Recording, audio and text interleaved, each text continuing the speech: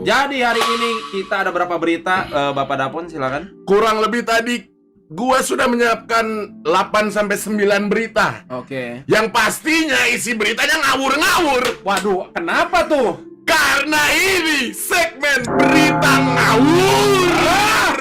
Itu dia. Gak cuma beritanya yang ngawur, pemerintahnya juga ngawur. Dan kita akan membacakan mungkin dari berita pertama ya, Dapon. Oke. Berita pertama nggak jauh-jauh datang dari pemerintah kita. Tapi tenang saja teman-teman. Berita ini diolah dilakukan oleh oknum dari pemerintah itu sendiri. Ada apa sih isi beritanya, teman-teman semua? Kita coba cek di sini, Dapon. Wow! Coba bacakan. Supir dapur MBG di Depok ditangkap diduga nyambi jadi kurir narkoba.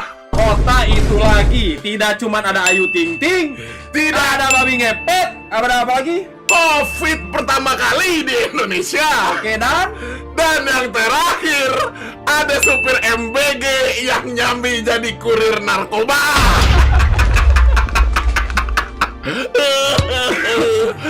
Lucu banget. Gua bingung nih. Kenapa? Maksudnya gini loh. Supir dapur MBG di Depok ditangkap diduga nyambi jadi kurir narkoba. Kenapa bisa dia nyambi jadi kurir narkoba gitu loh? Nah, menurut gua ini adalah kesempatan dan momentum yang bagus. Wah, ada mobil nih. Yes. Ada mobil. Otak Gratis. Depoknya langsung bergerak nih, otak cuan Depoknya. Kenapa? Lu bilang cuan otak Depoknya bergerak? Karena kan tuh? biasa di Depok itu kan jual garam, jual kembang, jual air minum. Tapi ternyata sudah tidak laku. Saya berpikir lebih baik saya nyambi saja. karena ada fasilitas negara yang memberikan saya mobil dan bisa menyimpan barang di mana saja. Tapi ingat itu teman-teman, itu oknum ya. Ini oknum. Jangan-jangan Pon, Gimana? ternyata dia itu adalah utusan dari ada kerjasama, Bon. Wow, dari suatu mafia-mafia tertentu. Nah, saya kan tidak tahu ya. Ini Mungkin. kita menduga-duga ya. Asumsinya. Ini kita asumsi aja. Kita hanya berasumsi, guys ya. Kita hanya berasumsi bagaimana kalau kurir ini ternyata memang ada yang menyuplai dari pihak yang memiliki mobilnya sendiri gitu loh. Kayak, kamu mau cuan tidak? Capek kan cuman nganter-nganter ompreng doang, isinya daging hiu. Saya punya cuan lebih. Isinya bedak. Butiran bedak. Itu dia. Itu dia. Ya, tapi ini lumayan agak aneh juga ya. Atau karena gini loh, Pon, tapi itu kan asumsi liar. Coba, ya. Tapi kalau bukan asumsi liarnya, mungkin supir-supir MBG ini dia kekurangan atau dia tidak dihargai secara tenaga ya. Tidak dihargai secara tenaga, akhirnya dia kayak aku memiliki aku mempunyai intuisi gerakan tambahan yaitu menjual bedak.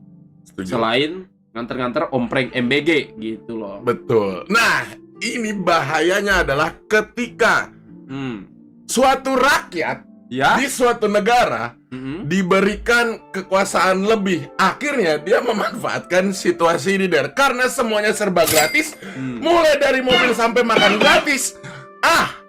Aku cari apa ya yang gak gratis. Semua udah digratisin nih sama negara. Apa aja tuh yang gratis? Emang di negara ini serba gratis, Pon? Itu tadi sup mobilnya gratis, ada motor listrik gratis, sampai makan bergizi gratis. Oke. Nah, karena semuanya gratis, saya masukin yang berbayar. Karena ini udah difasilitasi sama negara gitu. Karena pemerintah telah memberikan hal-hal yang gratis, kita harus ada yang berbayar. Ibarat main game, ada yang free to play, Yes. ada yang pay to win. Yes. Nah, kalau Anda pengen pay to win, makan ompreng MBG banyak. Oh, kayak gini Pon mungkin. banyak yang mengeluhkan makanan MBG, katanya makanan MBG tidak enak, makanan MBG tidak fresh, makanan MBG beracun. Banyak yang seperti itu bilang ya. Banyak yang bilang kayak. Akhirnya si bro ini bukan orang ini ya, bukan orang yang ini bukan orang ini. Maksudnya ini bukan tersangkanya ya. Jadi akhirnya si oknum supir MBG ini menjual ganjuy. Supaya apa? Supaya kan kalau ganjuy, semuanya jadi enak. Semuanya jadi enak gitu kan. Lapar terus, men.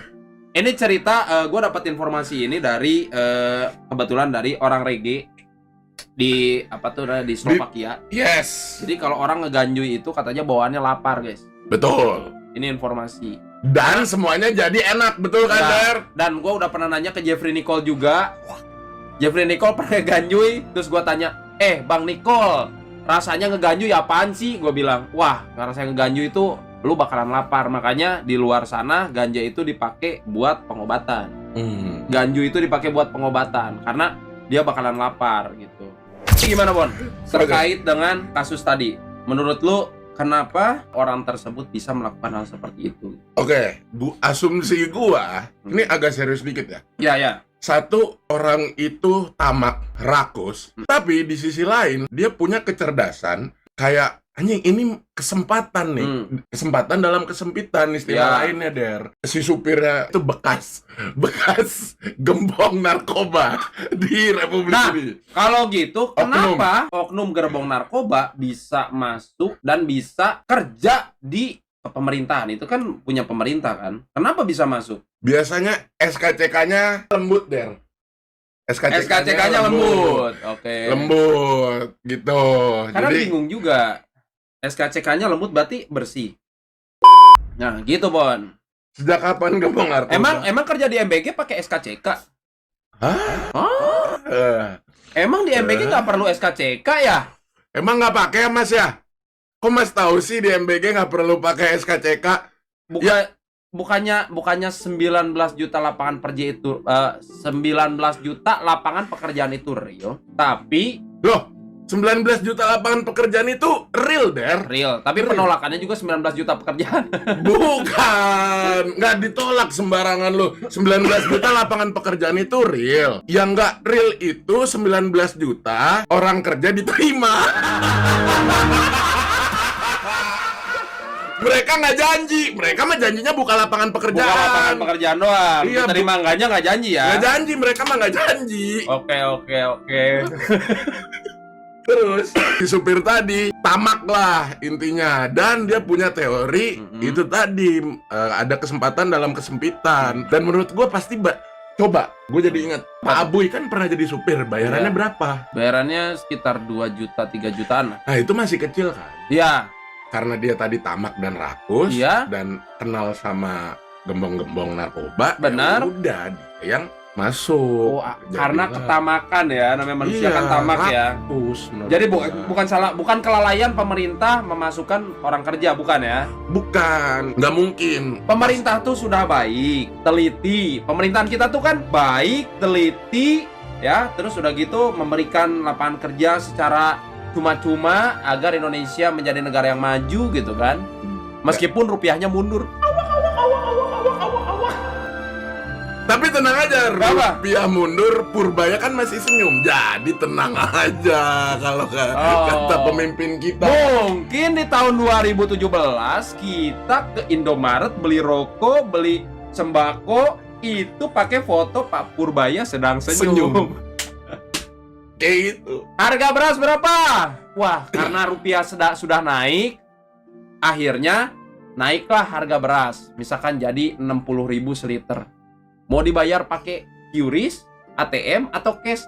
Pakai foto Pak Purbaya sedang senyum. Depok itu adalah kota yang dimana kota paling nyentrik dan sang pembuka meta lah gitu. Jadi kalau ada meta-meta baru tuh selalu Depok. Babi ngepet, pemukulan ibu-ibu gara-gara disangkanya dia melihara babi ngepet, akhirnya ibu-ibu dipukulin. Terus kasus kayak banyak ya, kayak Ayu Ting Ting bukan kasus, tapi ya kenapa kalau rumahnya di Depok terus kenapa gitu.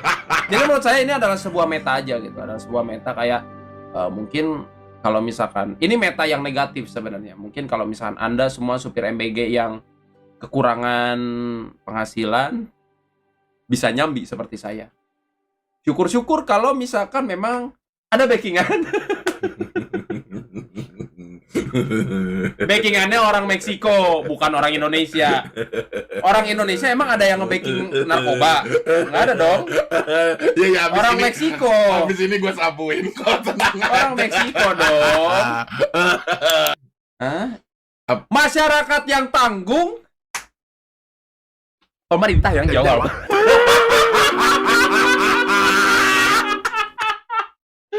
Jadi sudah cukup clear ini, Der, untuk kasus, untuk berita pertama. Kasus pertama sudah ya? Sudah cukup ya, sudah cukup